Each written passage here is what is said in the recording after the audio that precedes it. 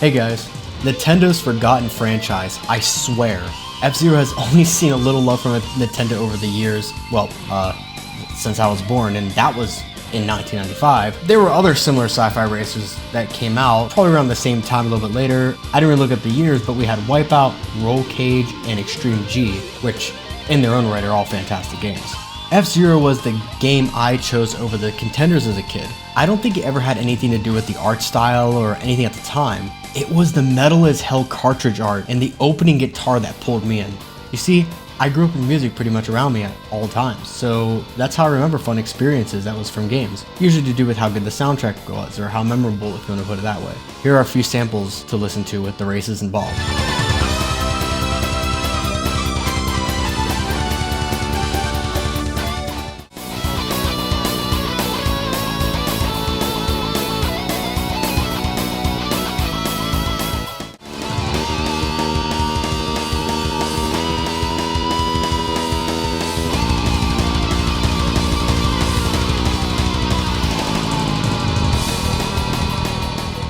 Freaking awesome, right?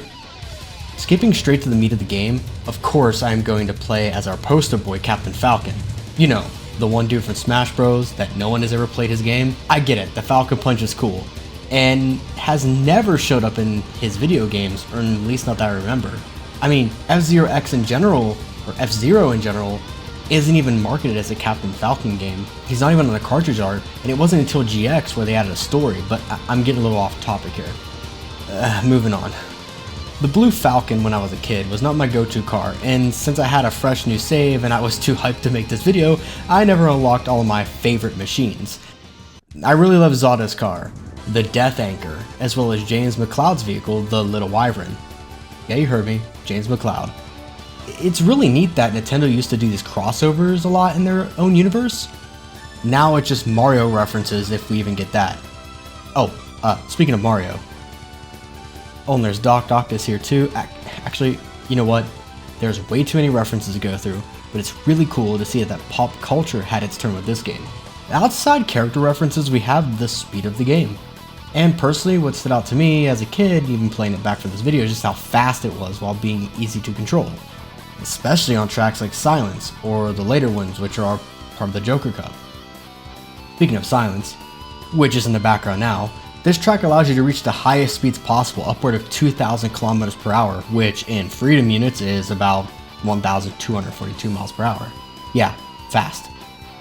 That is until you launch yourself into orbit for going too fast and immediately becoming one with the planet. Oh, and Big Blue, my god.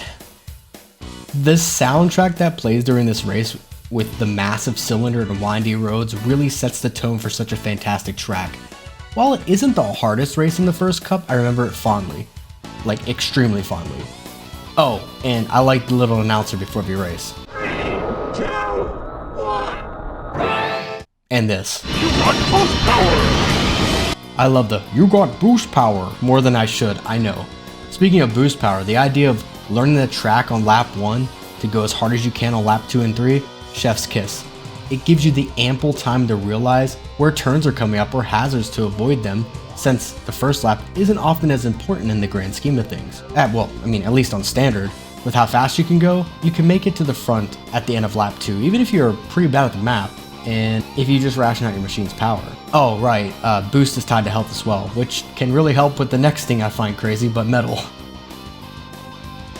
The ability to smash or destroy or even to knock your competition off the stage or into a wall.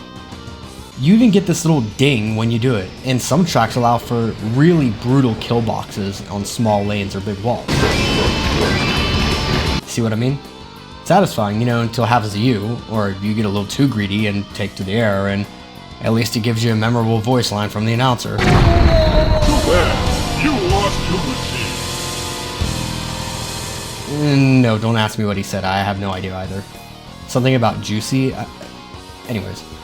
The GP is pretty fun, but there are some other smaller game modes to pick from, and since I don't exactly live close to friends, I'm going to have to skip versus mode and talk about Death Race. Pretty self-explanatory, but yeah, kill everyone, don't die. While it may seem simple on the surface and the cars do not really fight back, you are racing against the clock to beat the, you guessed it, high score.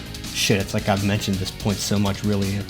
I mean, the early games of this era loved high score, and I mean, same here, but, well, anyways, you go as fast as you can, destroying every car or die trying, and believe me, it will happen at least once or twice when you fling yourself off the edge. Next up is Time Attack, and racing your Ghost is pretty fun. I mean, setting scores to beat later on, or practicing runs for the Expert Cup, it feels really nice. I mean, I've used it a few times to get used to some of the harder tracks later on. Plus, seeing my Ghost behind me or in front of me is motivating enough to not suck. As ADHD as this is, and I know we just got done talking about this, but there is another track that is a literal hand. I just wanted to point that out, I just found that cool. Yep, F-Zero X is a banger. Honestly, even the victory music and the ending for each cup gives the drivers their own personal little monologue at the end of their purpose for racing. It gives you a little bit of a window view of their story or what motives they may have, or even their alignment, if you want to say that. So please, if you have not played this game, stop what you are doing, go get a copy, or find a way to play this masterpiece, because outside of its sequel, we are starving for another game, Nintendo. Do you hear me? We are starving. Thanks for watching, everybody, and thank you for the support. Please throw a like to this video if you want to see me rambling more about cool games. Really, I am so happy of all the comments I receive and everything else. I love doing this, and I'm going to try to put myself on a week schedule to at least releasing one video a week, because they're fun to do, it's not a chore, and you guys seem to enjoy them quite a bit. So, I'll see you in the next one.